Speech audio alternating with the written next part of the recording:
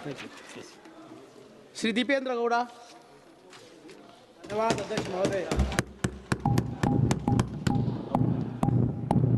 अध्यक्ष महोदय, वंदे मातरम को केवल साहित्य या राष्ट्रगीत की सीमाओं तक सीमित नहीं किया जा सकता। वंदे मातरम उस महान राष्ट्रीय आंदोलन का उद्घोष है जिस आंदोलन में धर्म, जाति और प्रांत की सीमाओं को लांघकर जिस गीत ने देश को एक सूत्र में बांधने का काम किया था। भारतीय राष्ट्रवाद, आजादी की लड़ाई और भारतीयता के आध्यात्मिक इतिहास में वंदे मातरम का स्थान अद्वितीय है।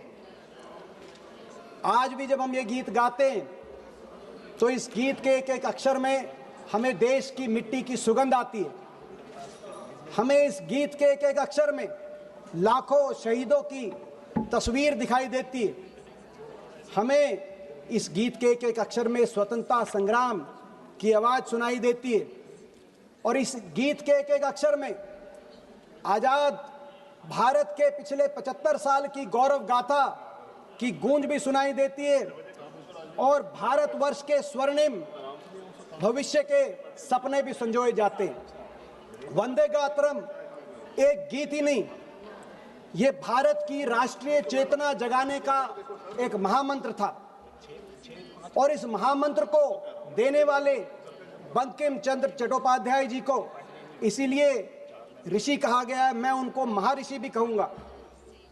और आज वंदे मातरम देने के 150वीं वर्षगांठ पर मैं ये मांग करूँगा सरकार से कि इसको देने वाले महर्षि, जिनको प्रियंका जी ने महाकवि भी कहा, बंकिम बाबू की प्रतिमा संसद के, लोकतंत्र के इस मंदिर संसद में स्थापित की जाए। सरकार इस पे प्रस्ताव लाए, उसका हम समर्थन करेंगे।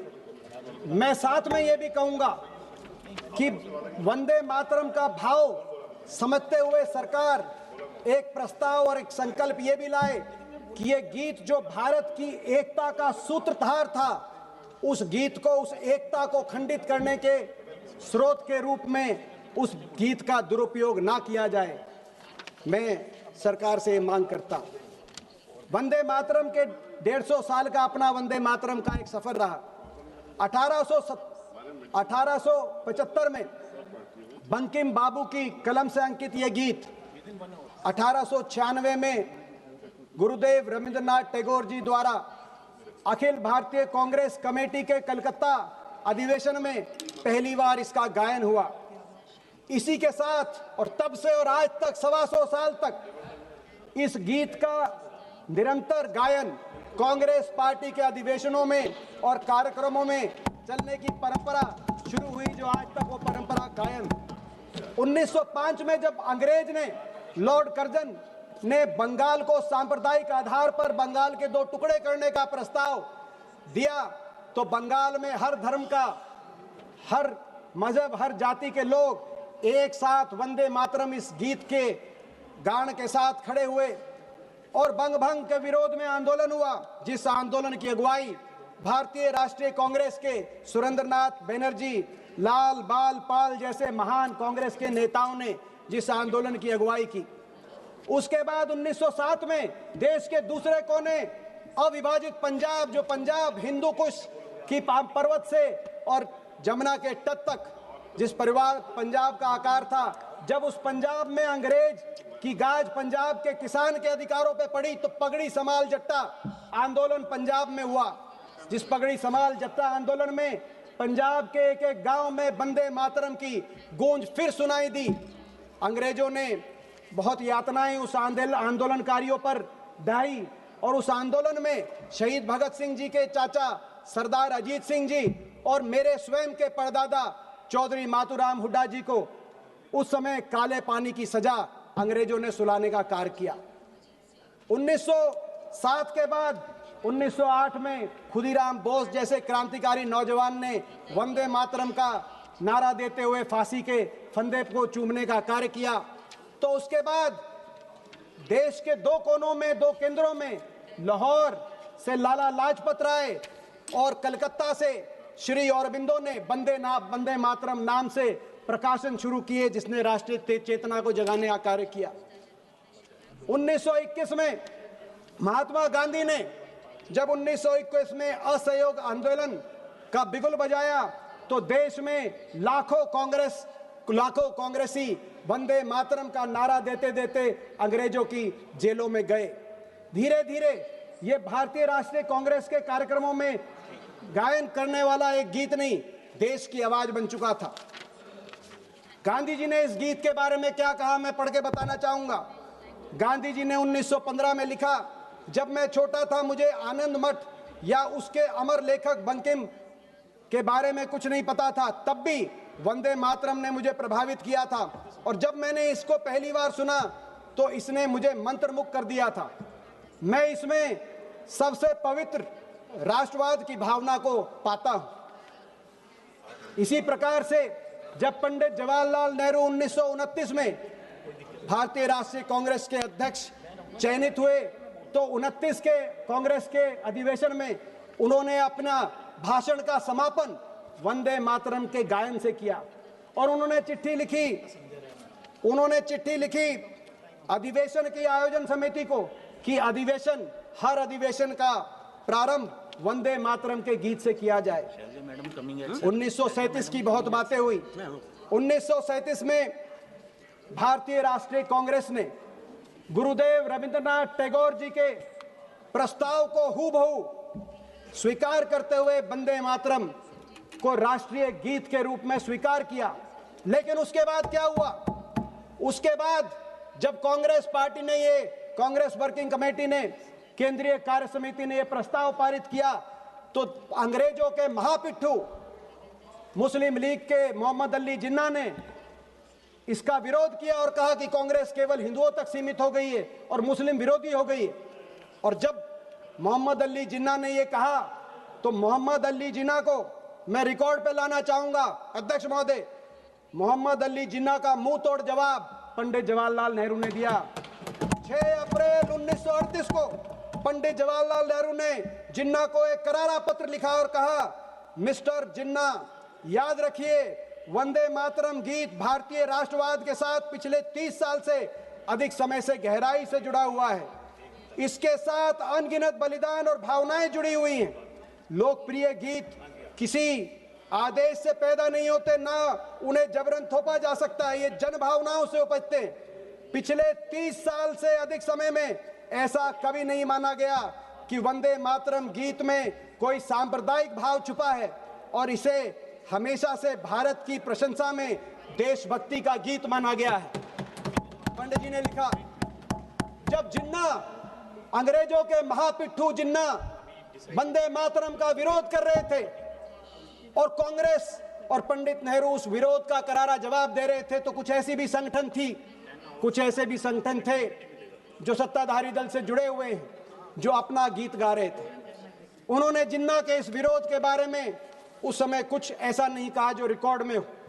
यही नहीं, 1947 देश की आजादी 14-15 की मध्य रात्रि जब भारत स्वतंत्र हो रहा था, आजादी की पहली सांस हिंदुस्तान लेने जा रहा था, तो पंडित नेहरू ने संविधान सभा के अध्यक्ष डॉक्टर राजेंद्र प्रसाद जी को एक पत्र लिखा और उस पत्र में उस कार्यक्रम की रूपरेखा को प्रस्तावित किया जो आजादी का पहला महोत्सव मध्य रात्रि को बनाया जा रहा था। और उस पत्र में यह लिखा कि मैं आग्रह करता हूं कि उस कार्यक्रम का प्रारंभ वंदे मातरम के गायन से हो, और ऐसा ही हुआ।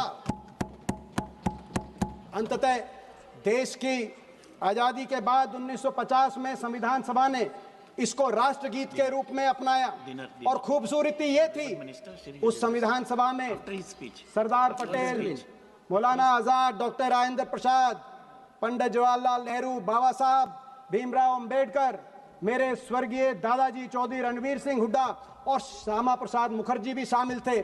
सबने एक मत से, एक स्वर में इसको अपना राष्ट्रगीत माना। किसी ने 284 सदस्यों में से एक ने भी कोई आपत्ति नहीं करी, एक ने भी कोई संशोधन किसी एक अक्षर पे नहीं किया। राष्ट्रगीत के रूप में एक एकता के भाव से हमें अपनाया। देश की आजादी में असंख्य लोगों ने वंदे मातरम बोलते बोलते अपने प्राणों की आहुति दी। असंख्य लोगों ने अंग्रेजों की यातनाएं सही, जेल के दर्शन किए। मुझे भी गर्व है अध्यक्ष महोदय इस बात पर कि मैं एक ऐसे परिवार से हूं जिसकी 2 पीढ़ियों ने उस आजादी के आंदोलन में कुर्बानियां दी। मेरे परदादाजी को अंग्रेज ने काले पानी की सजा सुनाई तो मेरे खुद के दादाजी 8 साल तक ब्रिटानिया हुकूमत की काली कोठड़ी और जेलों में रहे, जिनमें से 4 साल उनको सजा वंदे मातरम के गायन के बाद हुई। और उन्होंने जब अपनी आत्मकथा लिखी तो उस आत्मकथा का नाम, चौधरी रणबीर सिंह जी की आत्मकथा का नाम song of freedom Vande Mataram के नाम से उन्होंने अपनी आत्मकथा लिखी। ये भाव था। आज वर्तमान संदर्भ में जब हम वंदे मातरम का गायन करें तो हमें वंदे मातरम गीत के अर्थ को भी गहराई से समझने की आवश्यकता है।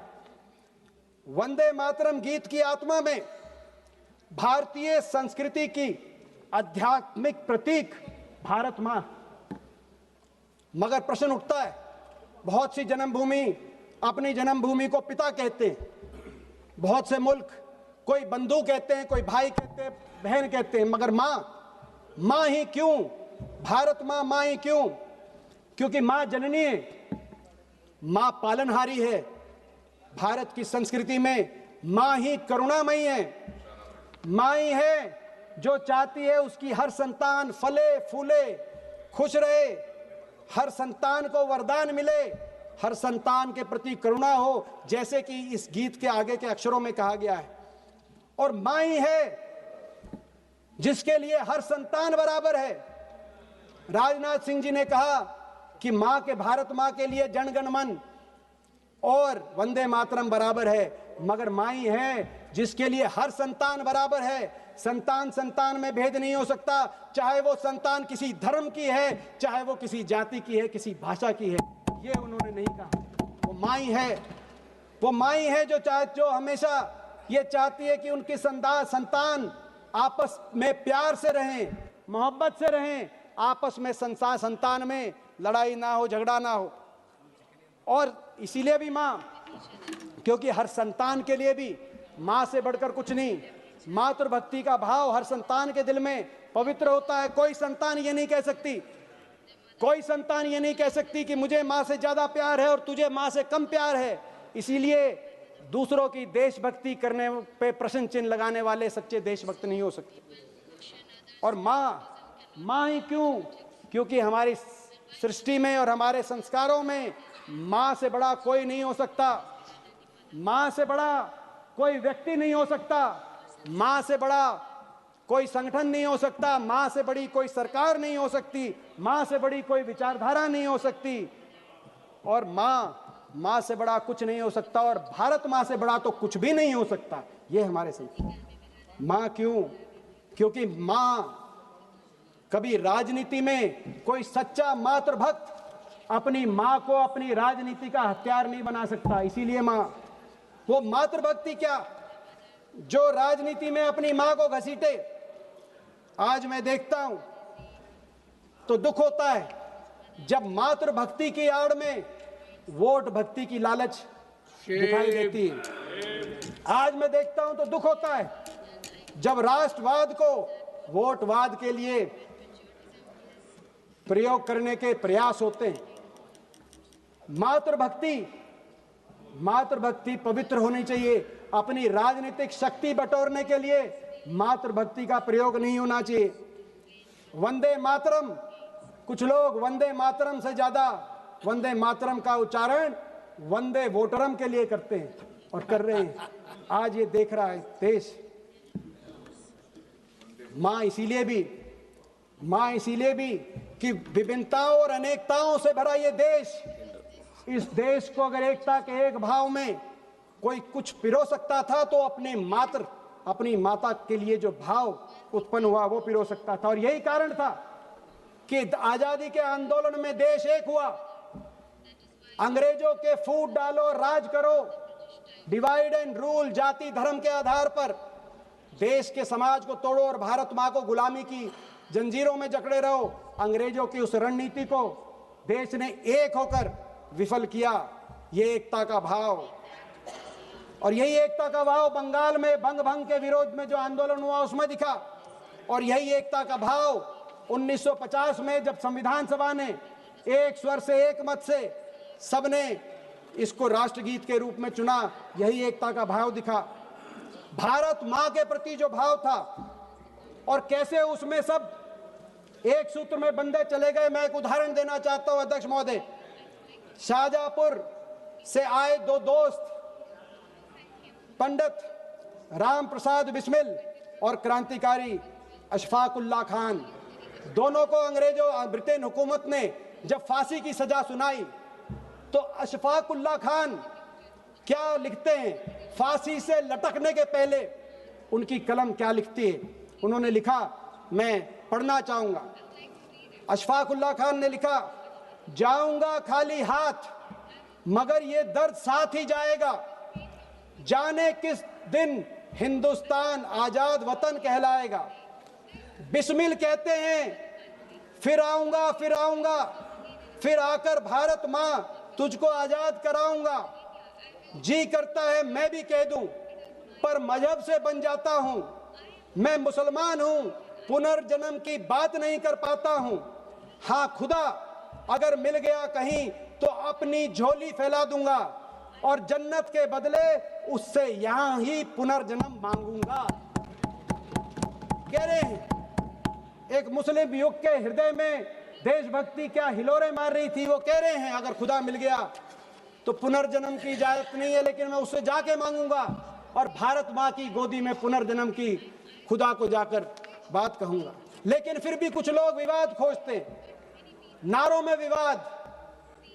कुछ लोग ये नारा इससे अच्छा है, वो नारा इससे अच्छा है। कुछ लोग कहते हैं मैं ये नारा बोलूंगा, कुछ लोग कहते हैं मैं ये नारा बुलवाऊंगा। नारों में तुलना नहीं हो सकती।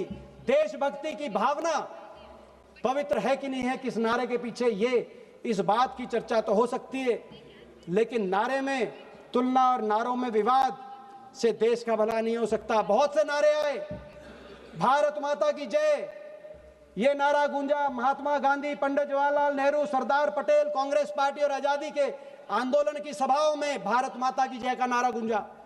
वंदे मातरम, बंकिम चंद्र चटर्जी के कलम से वंदे मातरम आया तो नारा आया जय हिंद का, नेताजी सुभाष चंद्र बोस, आजाद हिंद फौज, हम कैसे भूल जाएं, जय हिंद का नारा आया। हम शहीद आजम भगत सिंह को कैसे भूल जाएं, जिन्होंने इनकलाब जिंदाबाद और हिंदुस्तान जिंदाबाद का नारा दिया। हम कैसे भूल जाएं अजीमुल्लाह खान को, जिन्होंने मादरे वतन हिंदुस्तान जिंदाबाद का नारा दिया। नारे राष्ट्रभक्ति के नारे, भारत माता की वंदना के नारे, और इन वंदना के नारों में विवाद, ये देश हित में नहीं है।